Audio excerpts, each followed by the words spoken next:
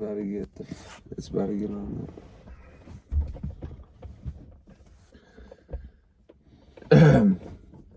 Dude. GCMMA boys coming to you with our our reaction for UFC 311. Boys, you can call us a lot of things, but you can't say we're not dedicated to this. It's fucking like 4:20 in the morning right now. We just wrapped up the card. I got work at fucking 12 in the morning, boys. This is fucked. But this was a good pay-per-view and good card to follow last weekend. We went 7-4 on the picks. We avoided the Moicano and Islam Makhachev pick since the fight got switched. 7-4. Moicano was our only bet since he didn't fight the same opponent. We didn't bet on him, so we didn't have any bets this weekend. I'm just keeping you guys updated on the record. Yeah, boys, it was a decent card, I will say. A couple people got fraud checked. One major motherfucker got fraud checked. We'll get to that, but starting off the first fight, we didn't start off on a good note. It went to decision. It was an alright fight. I've seen worse. But Tagir ended up winning the decision over Clayton Carpenter, who was mean mugging, thinking he was raw before the fight started, and didn't do shit in the entire fight. Yeah, boys, that's a good example of why it's like really hard in MMA to give out your bets in advance, because the way that Clayton Carpenter was looking whenever Bruce Buffer was reading them out, it was making me want to grab my phone and live bet Ulanbekov, because I just wish there was a way to give out those opportunities, because a lot of the times you don't see them till right before like that. But impressive performance by Tagir. He proved why he's ranked. Clayton Carpenter's not the worst fighter in the world. He's just got some things he might need to work on. Be it second fight in the UFC or second fight as far as I remember against a ranked opponent. You took him to decision. You can't be too upset about that. Yeah, he definitely has a future in the UFC, but this was a test that he was not ready for. But moving on, we had Ricky Tercios versus Bernardo Sapaj. This fight was pretty good. Ricky Tercios went out there and he was trying to make it look like he's giving it his all, but really he just sucks. Like, I know he was trying, it looked like he was swinging for the fences there, but he didn't do shit that entire fight. Basically, Bernardo Sapaj whipped his ass. Yeah, it was nice to see Bernardo Sapaj fight again. The only memory I had of him was getting knocked out by Oliveira, so this was a good display of where he falls on the totem pole of the bantamweight division. I feel like he still might need another fight or two outside of the top 15, but he's at least proved that he can take care of someone of the likes of Ricky Tercios, but there's not too many of those floating around. Yeah, boys, Bernardo Sapaj is definitely a decent fighter. That knockout loss to Vinicius Oliveira was proved to be just one and done, in the sense that he fought somebody who was actually good. When he's fighting shitty people like Ricky Tercios, he can kick their ass. So that's at least letting us know that he doesn't suck as bad as people like Ricky Tercios does. But moving on, boys. They would need to be cut immediately. Yeah. I would be surprised if Ricky Tercios is still in the organization after that. Come Tuesday. Yeah, come Tuesday. But after that, it was Rinya Nakamura versus Moon Gafurov, and we told you, boys, do not cap on Gafurov. He does not fuck with Asian fighters, and he fucks them up when he ends up having to fight them, boys. In his last two fights, he completely dominated the Asian fighter. And honestly, when it's like one of those guys from the road to the UFC and they're in the UFC and they're like huge favorites against somebody, I think the smart move is just automatically fade the big Asian favorites from Road to UFC. Yeah, and I started catching on to that when Jekka Seregi got submitted in the first round by Weston Wilson. I had to draw a line in the sand with that one, boys. That was fucked. Yeah, it's pretty much an auto fade on those Asian guys when they're a heavy favorite. Because, like, at the end of the day, those guys aren't proven enough to be that big of a favorite over anybody. You can't beat Weston Wilson. In MMA, like, the heavy favorites just don't mean shit, boys. Uros Medic. Fucking Peyton Talbot. Which I think is leading us into the next fight. It was a women's fight that we didn't watch. Yeah, we skipped it. That was the luxury of waiting to get off work on Saturdays. You can just like skip through the shit you don't feel like watching. That includes all the commercials, especially that lady from Discover who's talking about wah wah wah wah wah. Yeah, those dumbass shit. Like, it's showing that shit every single commercial break. If we had to sit through all that, bro, we would still be watching the main event when it's time to be at work the next morning. Like, fuck that. Yo, you coming? Hold on. Co-main event's almost done. Like, come on. But this commercials suck. Yeah, UFC's got to do better. And last year it was the Oppenheimer at every commercial break. A couple months ago it was a push the button, and it was the stupid Jeep or whatever, the Range Rover or whatever. Push the button. The next generation of trucks. We could go over this little rock. Like anybody who's buying that shit is gonna be driving in a desert over some shit. Push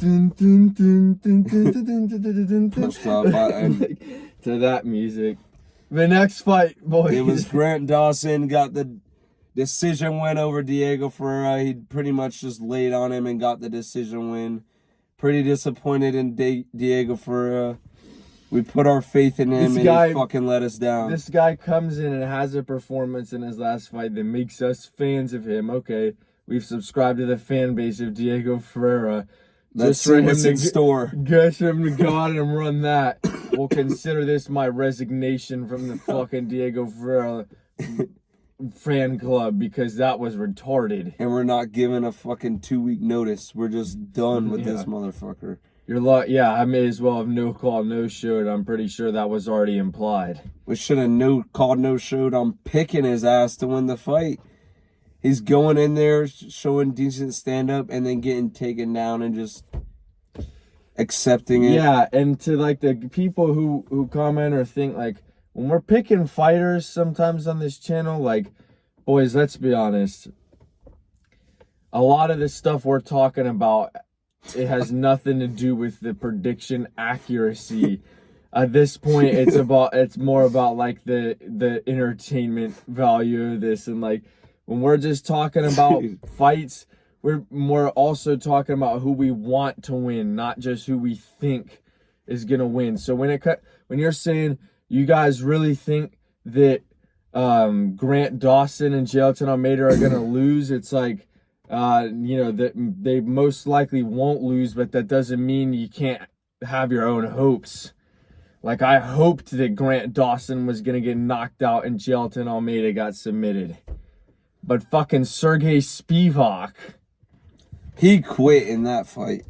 But, okay, yeah, let's not even get to that, but that's a quitter. Moving on, Bogdan Guskov versus Billy Elikana. And boys, are you fucking kidding me with this? This is why, like, even though Guskov won, rest in peace to all the Guskov by KO bettors out there. Because this is fucking ridiculous. We've got a guy and Billy Elikana coming into this fight, hasn't trained since fucking September, gets the call, rushes in, is weighing in at 200 pounds, weighing in underweight, hasn't trained, and he's getting 3 minutes plus of control time against a ranked light heavyweight. And getting submission attempts in and making it close on the ground. But he gasses himself out because he hasn't trained since fucking September. And Bogdan Guskov gets the first submission victory of his entire career. He's beating the shit out of this guy. Can't finish him, but knows the guy's on the ground, looking up, covering his head, smiling, eating everything, and Guskov's like, fuck it, I'm just gonna throw in a choke. I know this guy's done. You don't have the power to finish this guy on his knees, smiling up at you. If some guy's doing that, I'm fucking throwing everything I have to knock this guy out. He's smiling up above at you as you're hitting him with everything you've got, and he's just like smiling at you. Come on, bro.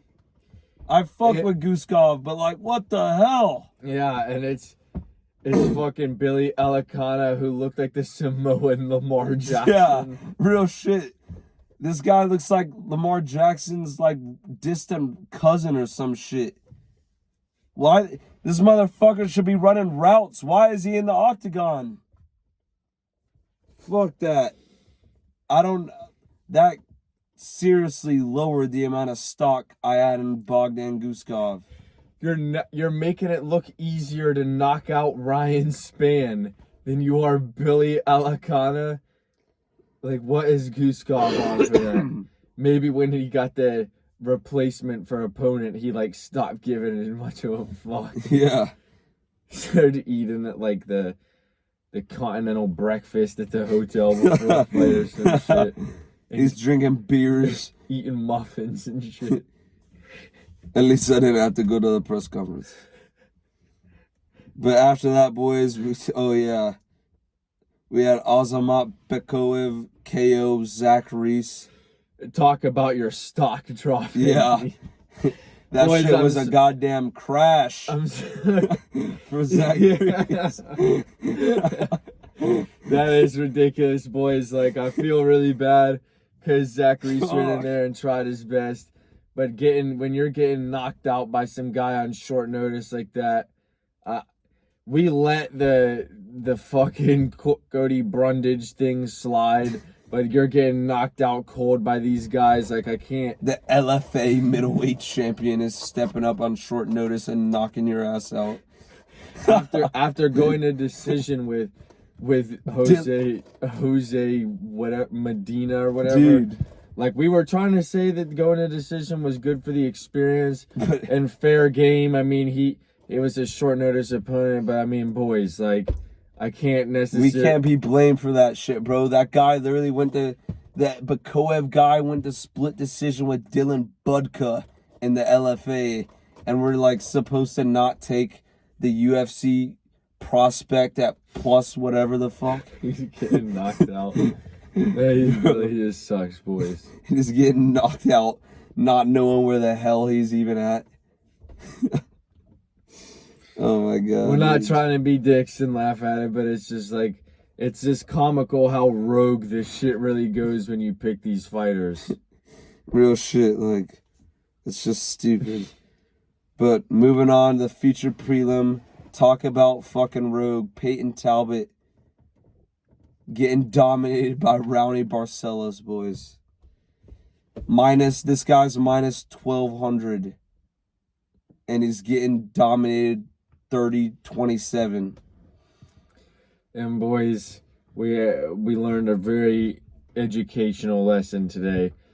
And that's whenever you're seeing UFC fighters on dating shows on YouTube a couple weeks before their UFC fight, it's a pretty good sign that they're not fucking taking it seriously.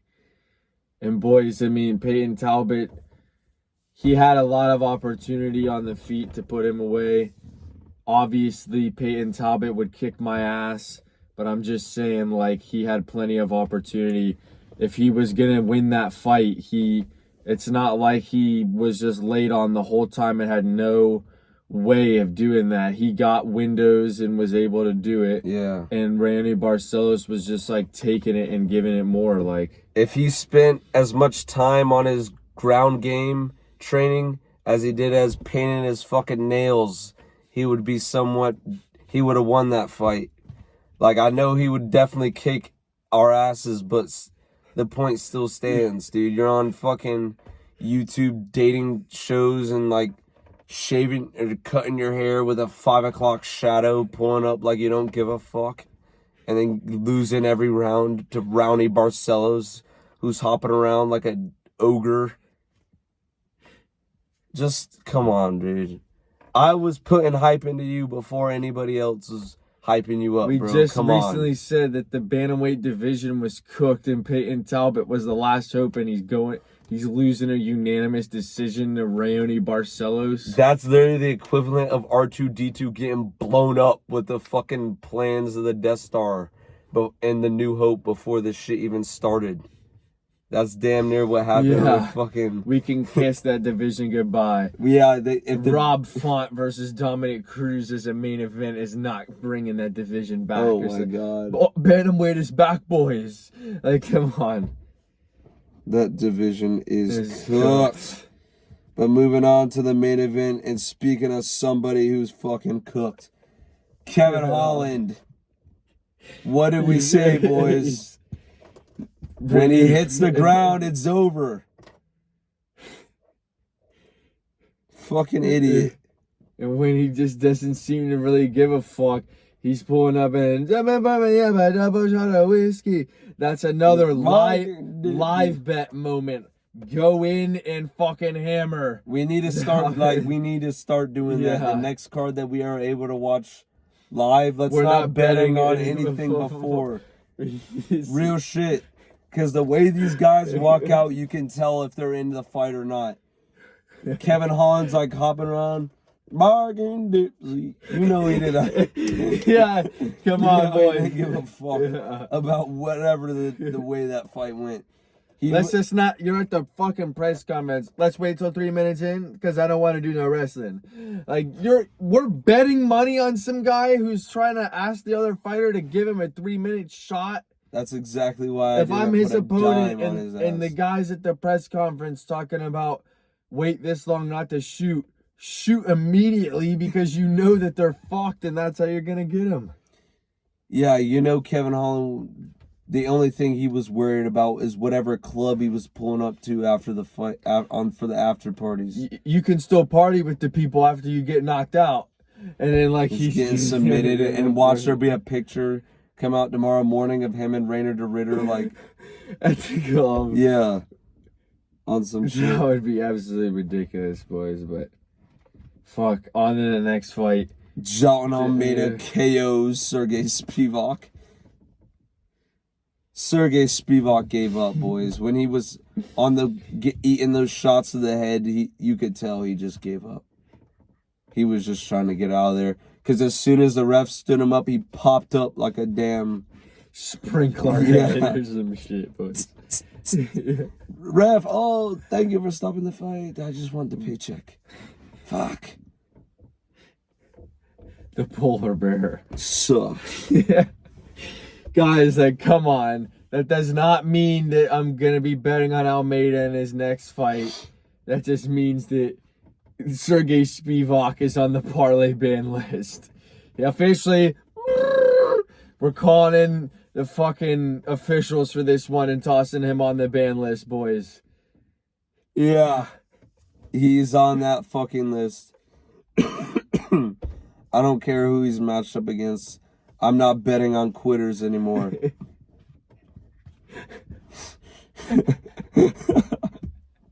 Fuck that. I've had enough, dude. Those motherfuckers don't care. Like, bro, like, this is the thing about betting on UFC, right? You're putting money on somebody with the hopes that they care more about winning the fight than you fucking do. And 9 times out of 10, they don't. Well, boys, you know who did give a fuck about winning that fight as much as we did? Yuri Prohaska. Boys, like, that was a good fight. Jamal Hill was, like, running shit, too. But I think 2 things were proved. Yuri Prohaska is the second best guy in that fucking division. And number 2, Jamal Hill is good. He's still a good fighter. But he's proved that if he didn't face Alex Pereira after the injury, he would have damn lost the belt no matter who he fought. Because, like, that rivalry between him and Yuri was for years.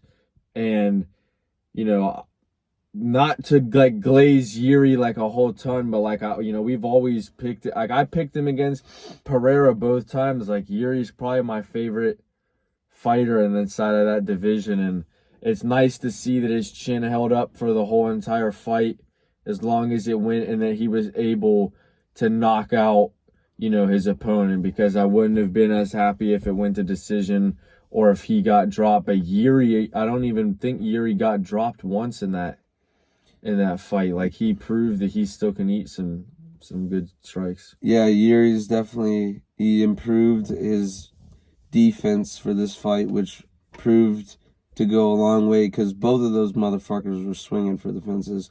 But Yuri was able to weave in and out, stay bouncy, keep his hands up, and that's ultimately what won him the fight. But yeah, I'm pretty excited for that division. I think Carlos Ulberg fucks shit up. It fucks a lot of people up in that division, to be honest. They should do Ulberg versus Guskov, Hill versus Roundtree, Ankalaev, Pereira for the belt, Yuri, Jan Blachowicz, fucking Johnny Walker, fucking Rockich or some shit. Guys, that would be one of the dumbest fucking matchups in terms of shit you would actually give a fuck to watch. Just feed Johnny Walker. No, we need Nikita Krylov to come back and fuck up Johnny Walker. That's what we really need. Yeah, because where is that motherfucker? He had a fight scheduled and then like pulled out of it last minute or some shit. I don't know what he got redrafted to the front lines. He needs to come back, boys. Dude, like, he's entertaining. I would be on if we were looking at one of those like combat footage things of like a drone dropping a bomb and you just see like Nikita Krylov. But like he shoots that shit out of the air. Yeah, you see like him aiming the gun at the camera and then he shoots and it goes zzz, like it cuts out. That's like, honestly, what else is he fucking doing, bro? He's been gone for like 2+ years at this point. He's like streaming on Twitch or some shit we don't know about. On Warzone. Come on, bro. He's running Warzone squads, but he's by himself. Nikita Krylov like voice trolling or some shit like that. Bro, nobody even knows who the fuck he is. Nikita Krylov? Yeah.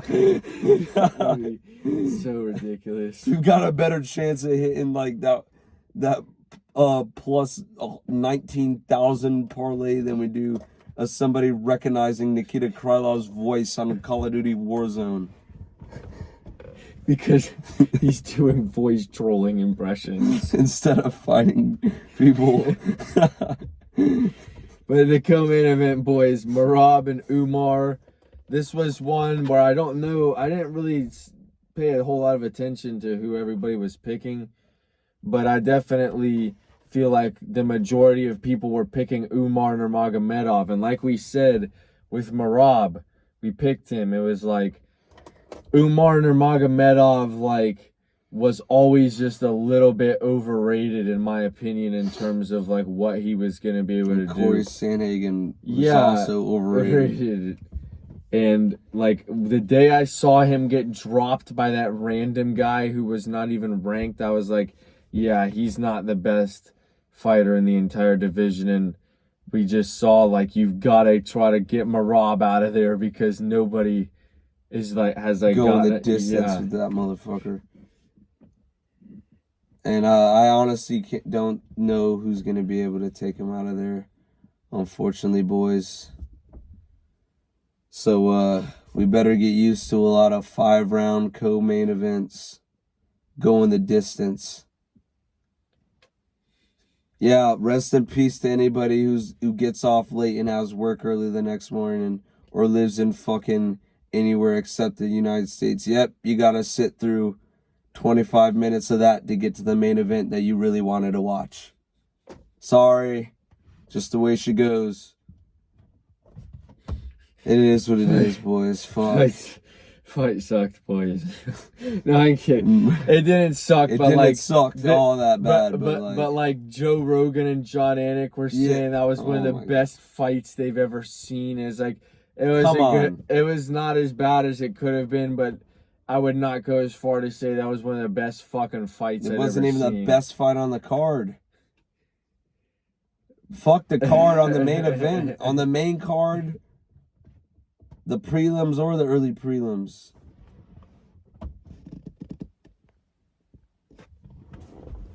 But yeah, boys, fuck that fight. We predicted Marab, underdog pick from GCMMA. But moving on, main event, Makhachev, Moicano. It is what it is, boys. I was hoping Moicano came through and won that. I know he rocked Islam Makhachev pretty hard, but Makhachev does the same shit whenever he gets rocked. He ends up getting your ass to the ground, and once you're on the ground with that motherfucker, you're pretty much cooked. Pretty much is what it comes down to, bro. Yeah, I mean, if you guys were asking for my pick, I would have definitely said Makhachev like before the fight in terms of who I thought would win. Yeah. But who I hoped would win. I just had like this far-fetched idea of Money Moicano coming in, knocking Makhachev out, and then getting on the mic and him going, Moicano wants money. Like the Instagram edits and shit that I would see after the event if he like got on there and ran that. But I mean, you can't hold it against him. I don't think that Moicano's stock really dropped that much. I think it was absolutely ludicrous that people were commenting and tweeting that they would that Dylan Dennis is the only sensible short notice replacement. Bro, who the fuck was saying that? Dude, not a single person in their right mind is even saying that. You know, Moicano's pretty cool, but what about Dylan Dennis? He got his ass kicked by Logan Paul, right? That's the same guy? Dude. Come on. But yeah, guys, like, I don't know who beats Makhachev in that division or who gets the next fight. Probably Sarukian, but do we really need to see that? No. If they say, well, rewarding Beneil Dariush for not having a fight, we're going to give him the title shot. All right, that's when we stop watching. Makhachev versus Dariush for the title. In a main event. But we're counting that towards someone's title defense legacy, that they're defending it against Beneil Dariush. At like 40 years old. Bro. Guys, that was the most disappointing thing about this card, is that fight got, canceled, because I really wanted to see Dariush was gonna get his ass kicked. I know, bro, and it was on a fucking silver platter. Yeah, like my friend was saying, oh, so wait, they're just gonna scrap the Dariush fight? And I said, yeah, the UFC doesn't give a fuck about Beneil Dariush. They were literally trying to feed him to Moicano to get another finish. Yeah, they like Moicano because he brings views to the shit. Beneil Dariush. Beneil Dariush probably loses views for the fucking... That guy's on the card. Come on. Alright, bro. You're not even switching into some other shit. You're literally sitting on the couch turning the fucking TV off instead of not even watching him, but watching the card. Come on, this whole card sucks now. Like, the camera pans to him in the training room, like dun dun dun dun dun dun dun dun dun dun dun dun. Get this guy off the fucking screen.